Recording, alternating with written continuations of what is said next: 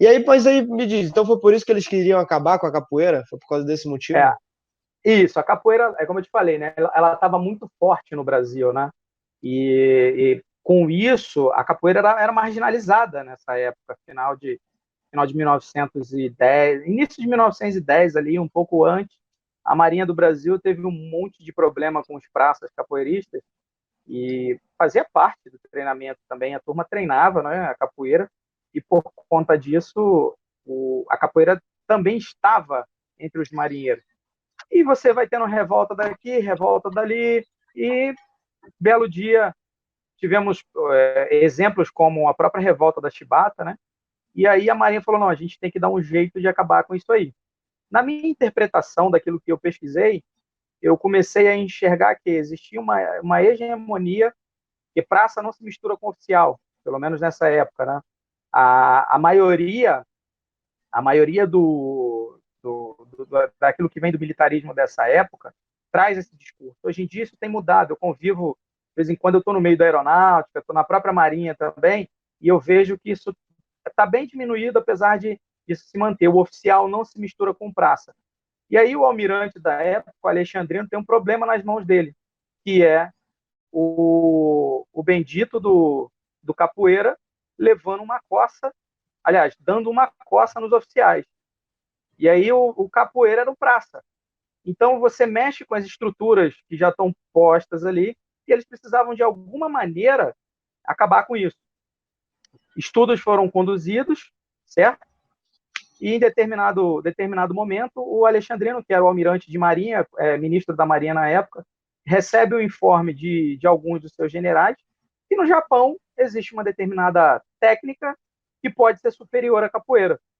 E então ele manda para lá um navio escola, esse navio escola vai para lá, vai direto para a escola central de Tóquio, que é a raiz da Kodokan. A Kodokan é conhecida como Escola Central de Tóquio no início da sua existência, e a partir daí os marinheiros chegam lá, são bem recebidos, participam de diversas atrações, e a Marinha manda contratar dois instrutores lá. A imprensa aqui começa a meter o pau no almirante Alexandrino. Por quê? Ele era criticado justamente por estar depreciando a arte brasileira, que era a capoeira, a ginástica brasileira. Então, essa coisa de importar, que era chamada de educação física japonesa, ela veio a enfrentar a resistência aqui no Brasil. Então, você tem, quando a turma chega para cá e o Sada Miyako apanha, imediatamente, dias depois, o jornalista, que era muito crítico, ele lança uma nota lá dizendo que a maior furada do universo era o jiu-jitsu. Era trazer o Caraca, jiu-jitsu para o Brasil. Então, assim, eles descaracterizaram, disseram que a arte não era superior.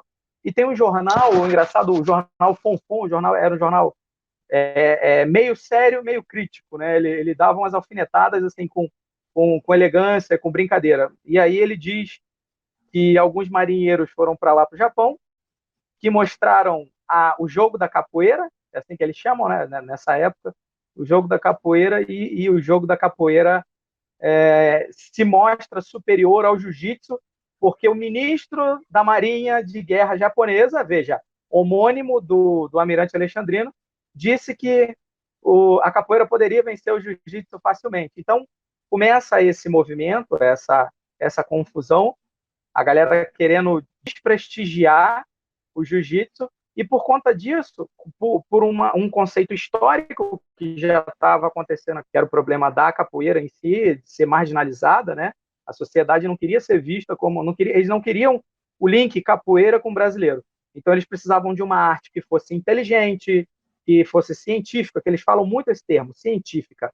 A arte científica, porque temos estudos da anatomia, e trabalha com torção, e com isso, com aquilo, e passa uma ideia de que o povo brasileiro é superior, né? Então, a capoeira não tinha nada disso. A capoeira era marginalizada e tinha essa questão das maltas. E aí, tudo isso, você junta tudo num baralho de gato só, e eles querem, literalmente, acabar com a capoeira para que seja não só implantado o jiu-jitsu como ginástica brasileira, mas também para permitir que a turma possa desenvolver uma arte diferente da capoeira no decorrer da história do Brasil.